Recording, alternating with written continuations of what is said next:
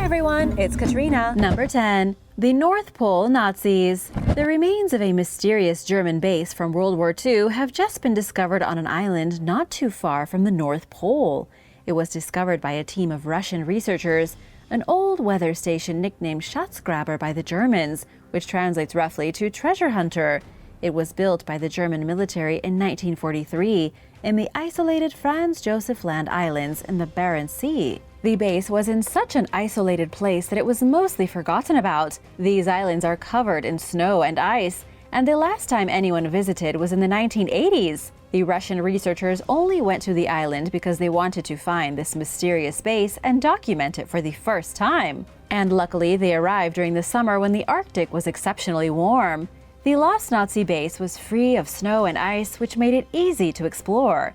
The team found several uniforms left behind by German officers, forgotten rifles, machine guns, ammunition, hand grenades, and even landmines. One researcher said the dry and nearly microbe-free setting of Alexandra Land helped to preserve many wooden, leather, and cloth objects at the site. These things are the ones that usually disintegrate. They also found the remains of books and documents, including German naval handbooks, weather forecasting textbooks, planetary tables, weather reports, magazines, and a copy of Mark Twain's novel Tom Sawyer.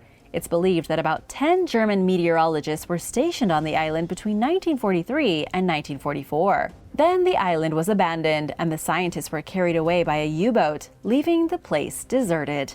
Number 9. The Swastika Forest. About 3 decades ago, a landscaper in Germany realized there was something wrong with the trees. He was searching through aerial photographs for irrigation lines when he noticed a small group of trees in the center of a pine forest. They stood in the shape of a swastika, brightly colored orange and brown, in an otherwise green forest that really stood out in the pictures. The landscaper was shocked that nobody had taken notice before. There were approximately 140 larch trees standing in a dense forest, surrounded by thousands of pine trees, forming the pattern of a swastika. What followed was a strange investigation that revealed an even bigger mystery. The crew rented a plane to fly over the area in the north of Germany, and sure enough, there were swastikas seemingly painted into the woods. A local forester by the name of Klaus Gorica then tried to uncover as much information as he could about the large trees. Eventually, Klaus learned they had been planted in the 1930s, and they weren't only planted in this single spot. Other swastika patterns of trees have since been found throughout Germany, but nobody knows why. Somehow, the Swastika Forest went completely unnoticed even when the communists moved in and after the Berlin Wall fell. Nobody realized there were swastika patterns in the trees until 1992. And to this day, we do not know who went through all the trouble of creating the patterns or what purpose they may have served. Number 8. The USS Greyback. The USS Greyback had been missing for 75 years before it was rediscovered. This war machine was once a fearsome American sub, responsible for sinking 14 enemy vessels in World War II. Sadly, the USS Greyback vanished without a trace. The submarine and its 80 crew members disappeared after being attacked by a Japanese aircraft in 1944. It seemed to everyone like the submarine had been destroyed and was probably broken apart somewhere at the bottom of the ocean. Nobody knew exactly what happened or where the USS Greyback had sunk. The submarine was only found thanks to an underwater exploration project. The researchers looked at military documents and realized the coordinates had been mistranslated. Nobody knew where the submarine sank because the coordinates were missing a digit. So researchers with the Lost 52 project used drones and old military papers and figured out the right coordinates. Then they found the submarine just off the coast of Okinawa, Japan. Number 7. The Gestapo Chief.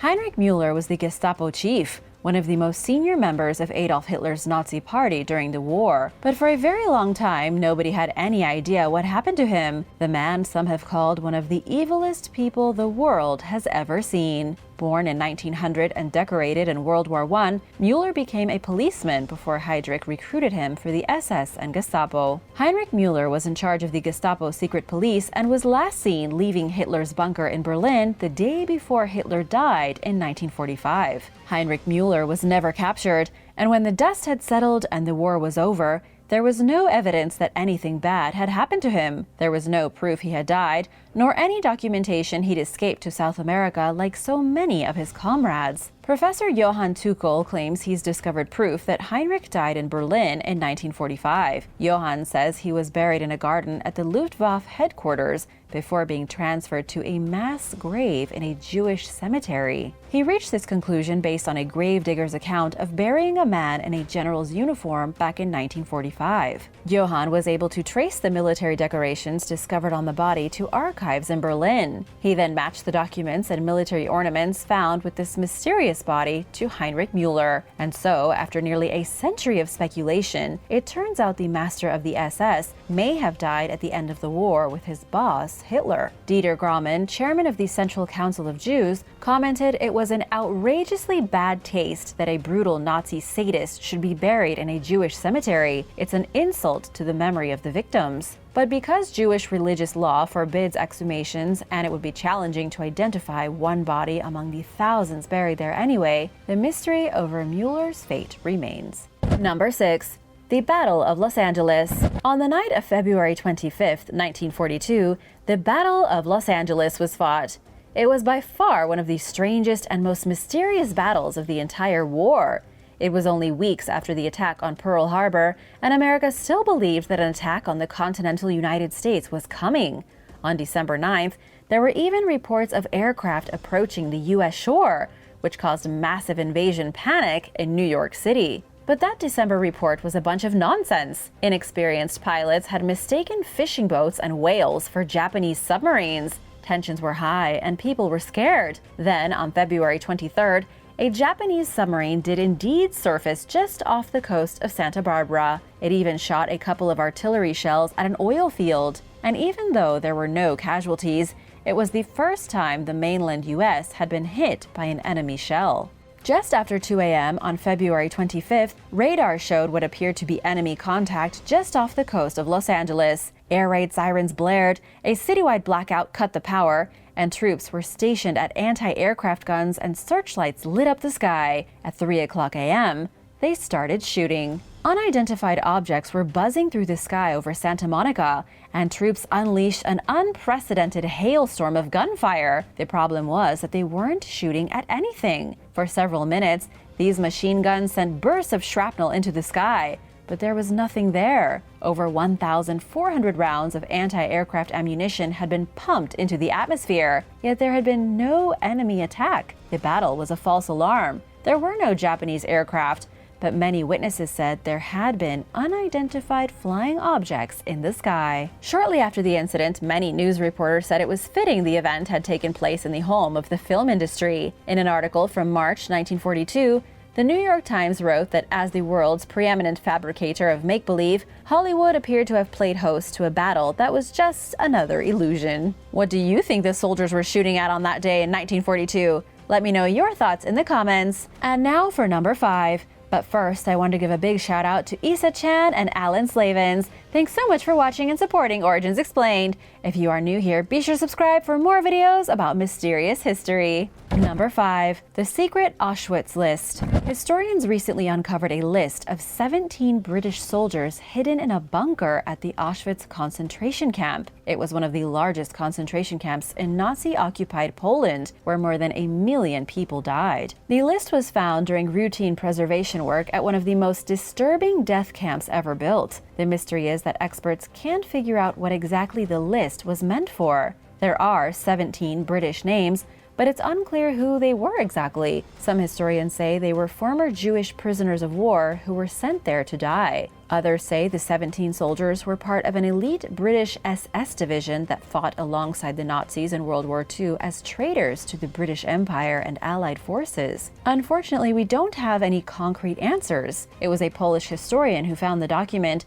but he says its origins are an absolute mystery. Dominik Synovich is now working with Polish authorities to hopefully access British archives to try and solve the mystery of the 17 names. 3 of the surnames on the list included Osborne, Lawrence, and Gardner, and beside 8 of the 17 names was a check mark. On the back of the list, somebody had written common German words with the English translations. It included the words, now, never, and since then. Very strange all around. Number 4. Private Andrew Ladner. For 8 decades, a southern Mississippi family has pondered the mystery of what happened to Private Andrew Ladner. He was a soldier from Harrison County who vanished without a trace during World War II. He was last seen fighting during the Battle of Bunagona. Then, finally, 80 years later, the U.S. government announced that Andrew's body had been identified. This information came straight from the DPAA, the Defense POW MIA Accounting Agency. Andrew's story goes back to November 1942. He was posted in one of the worst places to be during the war, in the sweltering tropical jungles of New Guinea, fighting against the formidable Japanese troops for control of the port of Buna. The mission of his unit was to cut off the Japanese supply lines from the nearby village. However,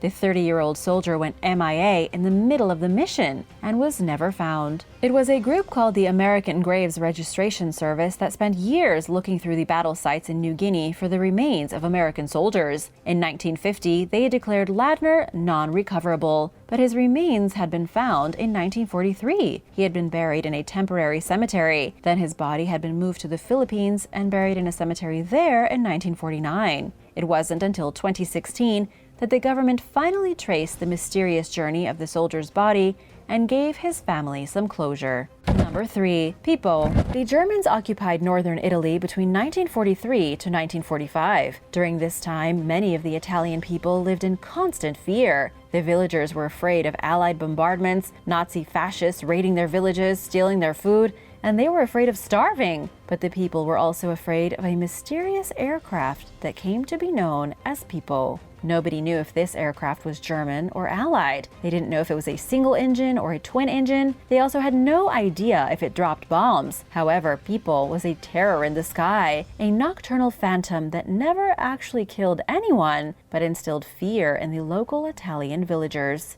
To this day, we don't know what Pippo was. There are no historical documents that prove a phantom aircraft was patrolling these villages at night. And as far as anyone can gather, the only people who knew about it were the Italian villagers, who were already scared out of their minds. Either this really was a mysterious aircraft, or it was invented by the Italians as a kind of aerial boogeyman, dropped bombs on them as they slept in their houses. Number 2. Raoul Wallenberg. Raoul Wallenberg disappeared on January 17, 1945. He was a Swedish architect, humanitarian, and the man responsible for saving the lives of thousands of Jewish people in Hungary during the Holocaust. He issued protective passports, sheltered scared Jews in any building he could, and he was just a decent and kind person. Nobody really knows what happened to Raoul, other than that he was most likely murdered by the Russians. He was detained during the siege of Budapest by the Red Army and held on suspicion of espionage. The KGB then announced that he had died while locked at the Lubyanka prison, at the headquarters of the KGB's secret police in Moscow. Even all these years later, the Russians have never admitted what happened to one of the most respected humanitarians in human history. We don't know the motive behind his arrest, why the Soviet government imprisoned him,